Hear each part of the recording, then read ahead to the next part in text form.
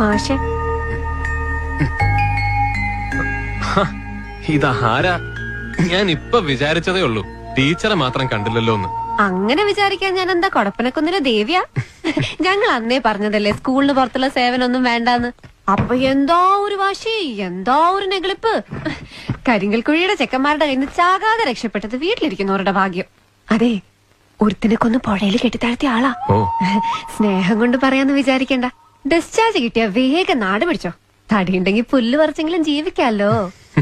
അല്ല, ചായ കാപ്പി എന്തെങ്കിലും വേണോ? ഇവിടെ കിട്ടും, ഞാൻ വാങ്ങിക്കാം. ഒന്നും വേണ്ട ടീച്ചറെ, ഇപ്പൊ തന്നെ വയറ് നിറഞ്ഞു. 1 കിലോ ആപ്പിൾ ഓറഞ്ചൊക്കെ വാങ്ങിയതാ. എന്നിട്ട് എവിടെ? അല്ല, അതാ പറഞ്ഞ മാഷ്ക്ക് കഷ്ടകാല എടുക്കാൻ മറന്നുപോയി.